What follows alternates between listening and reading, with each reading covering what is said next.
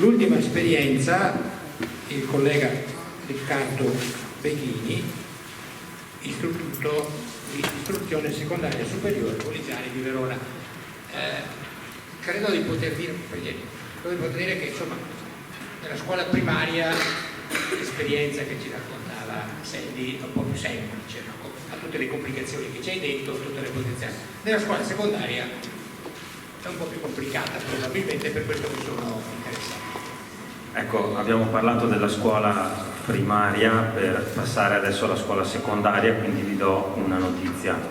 Io sono un maestro, per cui ecco, forse darvi una informazione su quello che è stata la mia esperienza serve per comprendere anche meglio quello che potrebbe essere il percorso con cui siamo arrivati a questa idea. Io ho fatto per 22 anni l'insegnante alla scuola primaria e nella maggior parte di questi anni sono stato insegnante di sostegno. E poi ho fatto l'esperienza della classe prima di passare alla scuola secondaria di secondo grado, dove sono andato perché avevo forse bisogno di una nuova sfida. Cosa significa? Tante volte noi pensiamo alla scuola primaria, o spesso ho pensato a quello che stiamo facendo in vista di un futuro, in vista delle necessità, preparare alla vita, perché poi la scuola non è e non dovrebbe essere solo istruzione, ma preparazione alla vita con tutte le sue sfaccettature. E a un certo punto ti chiedi, ma questa vita poi com'è? Cioè, e cosa succede dopo? Dove va il nostro lavoro, la nostra... E ho avuto anche sì, delle belle sorprese, perché ho fatto delle osservazioni su quel dopo e ho scoperto, ho pensato che forse qualcosa prima lo avevo sbagliato. Però attualmente io insegno all'Istituto Bolisani, che è un istituto tecnico-economico, indirizzo economico, le ex ragionerie trasformate, no? E l'esperienza di cui vi voglio parlare stamattina è un'esperienza che si è, tra virgolette, avviata l'anno scorso, è la cattedra inclusiva. Non è un'esperienza partita per la voglia di sperimentare qualcosa di nuovo, proprio no, ma è un'esperienza che è nata più che altro dall'idea che la cattedra inclusiva, una volta forse veniva chiamata mista, potesse essere un aiuto, forse una soluzione ad alcune particolari tipologie di situazioni che si venivano a creare in questa classe. E quindi qua vado avanti con la freccetta, va bene. Quindi scelte organizzative legate al contesto. Siamo all'inizio dell'anno, devono partire le nuove classi prime. Il dirigente, che ringrazio, il professor Sartori, perché ha accolto questa idea e ci ha creduto,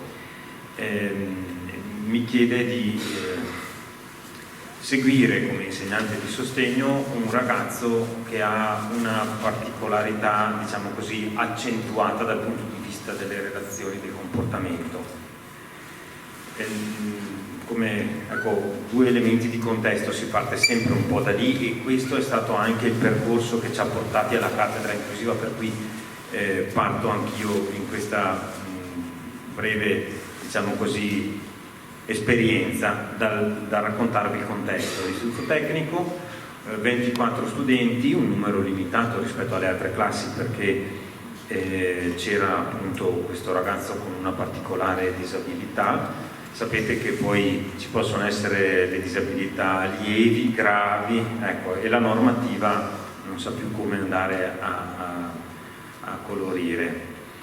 Però questo ragazzo effettivamente è stata un po' un'esperienza impegnativa. Ecco, il quadro generale è quello della sindrome di Tourette Plus, però non la Tourette di cui avevo già avuto esperienza in passato. Quindi all'interno della sindrome di Tourette una DHD importante, disturbo ossessivo giocatorio, il disturbo compulsivo ossessivo sono quelli più famosi. Li ho citati per questo motivo, non sono sicuramente quelli che hanno caratterizzato maggiormente, perché tutto il problema emotivo e nella gestione del sé è stato più impegnativo, compresi tutti i punti di fissità che continuava a porsi. Nella classe c'erano anche altri alunni con BES, 4 per la precisione, e poi altre 2 situazioni che sono emerse in corso d'anno, e quindi, però all'inizio dell'anno non le sapevamo. L'informazione di cui disponevamo erano quelle della scuola di provenienza, quindi una scuola secondaria di primo grado, la vecchia scuola media, dalla quale lui era uscito non frequentando più, diciamo così, dal rientro delle vacanze di Natale in poi, salvo maggio rientrare per fare qualcosa per poter superare poi l'esame di terza media. E quindi una situazione che era andata deragliando nel percorso soprattutto dalla quinta primaria in poi. Cosa ho pensato? Confrontandomi con i dirigenti abbiamo pensato qui servirebbe un approccio che fosse abbastanza forte da scardinare gli stereotipi della scuola, perché questo ragazzo l'idea di scuola l'ha già rovinata, cioè non possiamo pensare ho dimenticato di dire una cosa importante, il ragazzo ha un cognitivo molto buono vuol dire sicuramente anche in alcuni aspetti superiore a quello che può essere l'aspettativa di un ragazzo di pari età, quindi assolutamente in grado di comprendere sia quello che sta facendo, sia dov'è, sia come viene trattato, tutto. Quindi dobbiamo lavorare da un punto di vista del contesto, perché questo è quello che noi abbiamo a disposizione. Sul contesto possiamo modificare le cose, non sul resto, o sul resto magari. Allora l'idea è stata quella del sì, però avevo appena fatto il corso di specializzazione per la scuola secondaria, mi ricordo che alle OFA il professor Ianes, che conosco e con il quale avevo fatto vari corsi anche in passato, ci aveva parlato di questa cattedra inclusiva. Chiama il professor Ianes, no, prima parla il preside, poi chiama il professor Ianes, il quale mi dice sì, ma io non la seguo io, c'è questa certa professoressa di Chiocca dell'Università del Molise, e poi chiama la professoressa Chiocca, e abbiamo pensato di proporre questa cosa. Perché? Perché su questa classe serviva un tipo di approccio che, pur rimanendo all'interno di un contesto scolastico, desse la possibilità di scardinare i ruoli che questo ragazzo conosceva. Quindi quali sono i ruoli tradizionali? Il ruolo dell'insegnante curricolare e il ruolo dell'insegnante di sostegno. Io ricordo con molta, tra virgolette, emozione, quando prima mi avete parlato, ho sentito di questi tipi comprensivi, anche della delicatezza con cui inserire questa figura alla scuola primaria. Ecco, alla scuola secondaria di secondo grado talvolta questa delicatezza è stata già, diciamo, violentata in passato. Mi dispiace usare dei termini così pesanti, però non era questo il livello su cui potevamo giocare, tra virgolette, il nostro tipo di azione, perché questo ragazzo aveva già avuto un precedente vissuto scolastico, diciamo così, abbastanza forte, e tutti quelli che sono i vincoli e le attenzioni a cui di solito facciamo attenzione erano già stati tutti sbaragliati in un certo senso. Avevamo avuto un colloquio con i genitori e questo era emerso. Quindi i nostri obiettivi di inclusione, soprattutto all'inizio, quali erano? Creare un contesto orientante. Cosa vuol dire? Noi sappiamo come funziona questo ragazzo, abbiamo avuto dalle diagnosi e da tutta una serie di documenti le informazioni. Certo, a me questa cosa non piace, perché io preferirei vedere le diagnosi dopo aver conosciuto il ragazzo, ma in questo caso mi hanno detto guarda che devi conoscerlo prima, perché dobbiamo prepararci prima, e quindi si fa quello che serve.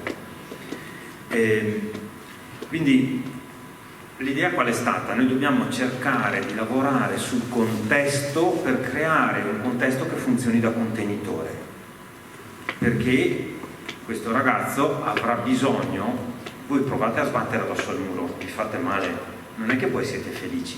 Se invece del muro sbattete addosso a un ammortizzatore, a qualcosa di gomma, non vi fate male, forse riuscite anche a starci all'interno di quella stanza, no? Ecco, se noi riuscissimo a creare con tutti gli elementi di cui disponiamo questo, forse riusciamo anche a creare poi delle routine con il ragazzo che possano indirizzarlo.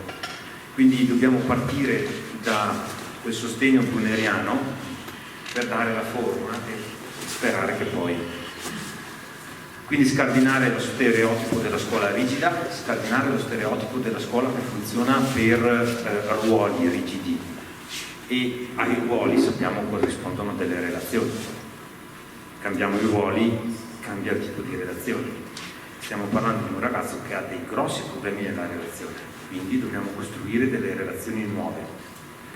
Motivare per catalizzare l'attenzione.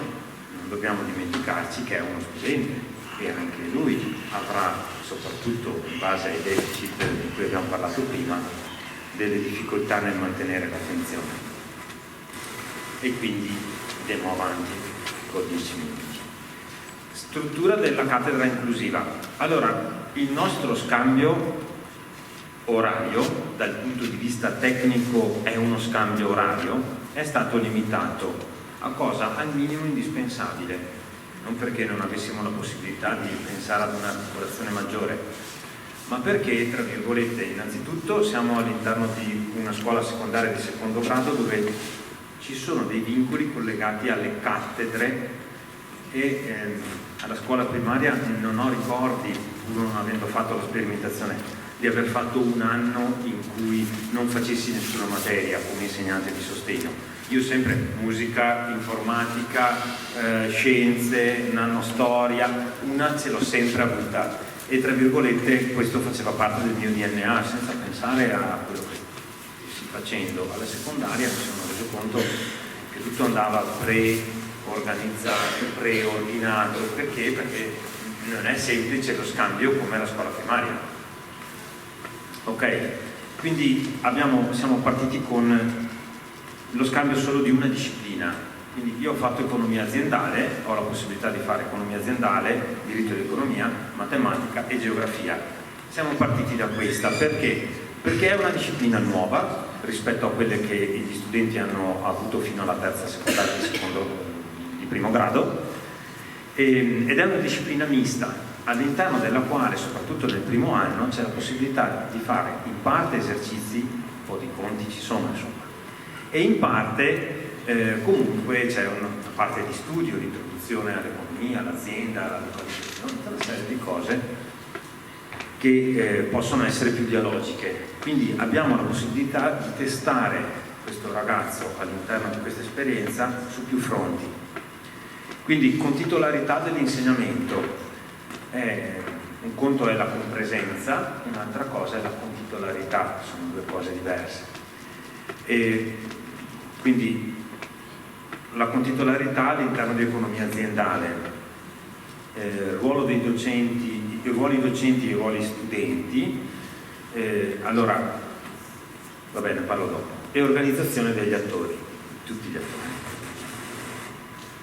Allora, dell'economia aziendale vi ho già parlato, abbiamo scambiato solo 2 ore, però in quella classe io facevo tante altre ore come sostegno e questo mi ha consentito di osservare i colleghi finché fanno docenza in altre discipline. Io fare docenza in economia aziendale, l'altra insegnante di sostegno, poiché le 18 ore ce le eravamo divise tra 2 insegnanti, faceva un'ora di economia aziendale con me, quindi recuperavamo la dimensione della riflessione sul sostegno e sulle modalità inclusive, perché avevamo tra 2 insegnanti di sostegno addirittura un'ora condivisa con 2 ruoli diversi, e una delle 2 ore in cui l'insegnante di economia aziendale originario faceva sostegno la faceva con me, superavo la dimensione della contitolarità in quell'ora, e poi lui faceva un'ora di sostegno in un'altra ora con un'altra disciplina. Ecco, quindi come avete notato abbiamo avuto un mare di incastri e situazioni diverse. Questo che cosa ha portato? Ha portato ad un impatto per tutti. Sappiamo che l'impatto come può essere interpretato da docenti, studenti di cui avevate letto prima. Una piccola analisi su dove ha portato dei cambiamenti questo tipo di esperienza. Innanzitutto tra i docenti di sostegno. Non è un caso, tra virgolette, raro trovare su un unico studente 2 insegnanti di sostegno, che si possono suddividere per motivazioni diverse. Talvolta è un problema tecnico l'incastro delle ore di sostegno all'interno del plesso. Qualche altra volta, come in questo caso, la scelta è stata quella di invece suddividerci le discipline, perché io avevo certe competenze e l'altra insegnante aveva delle competenze diverse. Non chiedetemi di insegnare il tedesco, e l'altra invece insegnava il tedesco. Ok? E quindi come abbiamo lavorato? Lavorare tra 2 insegnanti che condividono un caso, essendo 2 insegnanti di sostegno, vuol dire confrontarsi tra 2 persone che stanno avendo la stessa esperienza. Invece in questo caso ci siamo trovati a confrontarci sulle modalità inclusive con 3 persone, perché c'era anche l'insegnante di economia aziendale, che avevano 3 esperienze completamente diverse e 3 tipologie di rapporti diversi. Io avevo 2 tipi di rapporto con la classe, ero sia insegnante di classe, curricolare, scusate, sia insegnante di sostegno. Gli altri 2 insegnanti erano solo di sostegno, almeno in quel contesto. Questo ha portato delle modifiche anche nel rapporto tra il docente di sostegno che faceva cattedra inclusiva, cioè io, e gli altri docenti curricolari, i docenti di cattedra, perché io li osservavo nella loro attività scolastica quando avevo e assumevo il ruolo di docente di sostegno, ma parlavo con loro di discipline quando assumevo il ruolo di docente curricolare, e questo, tra virgolette, ha scardinato un po' alcuni equilibri. Dopodiché non dimentichiamo che queste cose si riflettono anche nella relazione, nella percezione della relazione con gli studenti. Innanzitutto io parlerei dello studente che aveva la certificazione, e poi con tutti gli altri studenti della classe. Per gli altri studenti della classe io sono quell'insegnante che va ad aiutare, non sono l'insegnante di sostegno che fa aziendale, no, sono l'insegnante di aziendale che però fa delle ore in più ad aiutare.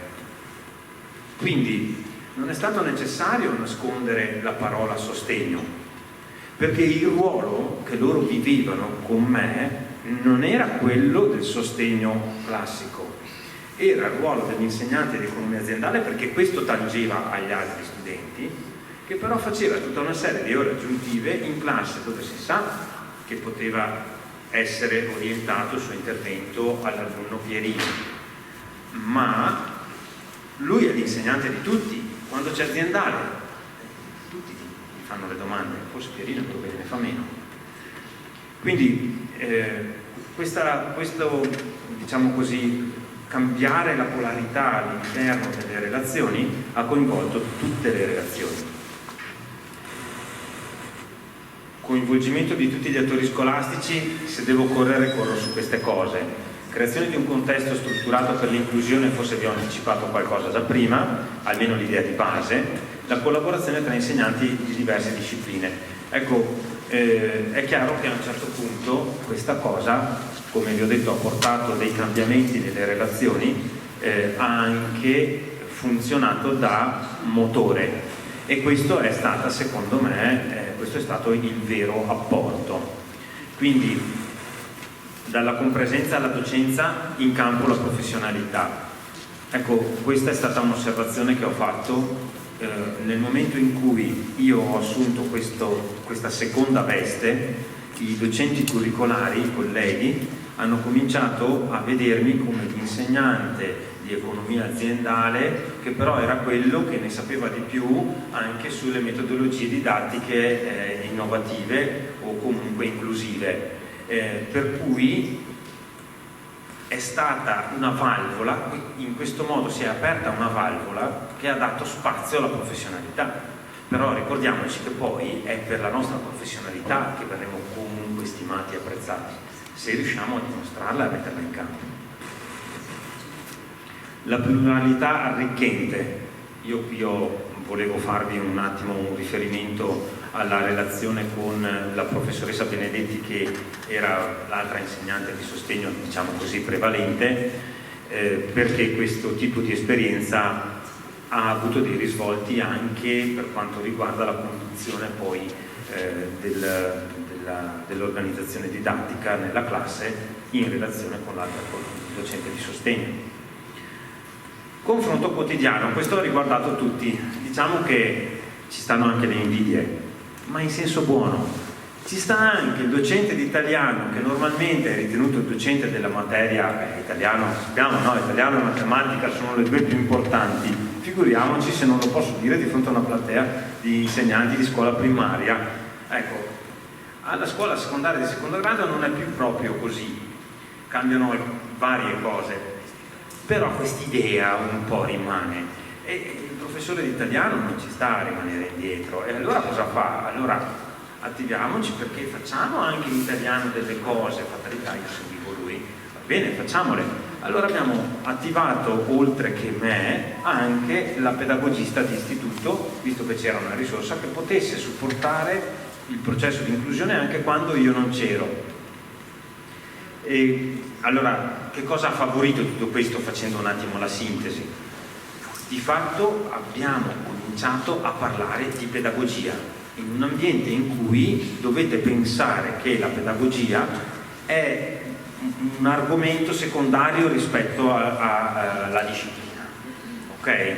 C'è un po' di differenza tra la primaria e la secondaria, l'ho toccata, l'ho sperimentata, e la stregoneria è stata l'Universal Design for Learning, perché in questo modo qualche, diciamo così, idea preconcetta o comunque storica l'abbiamo scardinata. Questo è il vero vantaggio della cattedra inclusiva. La cattedra inclusiva non è una metodologia didattica, poi possiamo parlare del Jigsaw, che è stata una delle metodologie più utilizzate, dato che lo studente aveva una grande necessità di confrontarsi a livello relazionale. Cooperative learning, il Jigsaw è quello più articolato, per cui alla scuola secondaria riusciamo anche a far muovere tutti quanti. Va bene, concludo solo in questo. La cattedra inclusiva ha costituito, a parer mio, un innesco di un circuito virtuoso per l'estensione dell'approccio inclusivo a tutte le discipline. Quando parliamo di innesco e circolo virtuoso, stiamo parlando di tutta una serie di cose che sulle quali non mi soffermo, si sono avviate, hanno preso il via proprio grazie a questo cambiamento nell'organizzazione. Dopodiché ci sono state anche alcune criticità, non posso nasconderlo.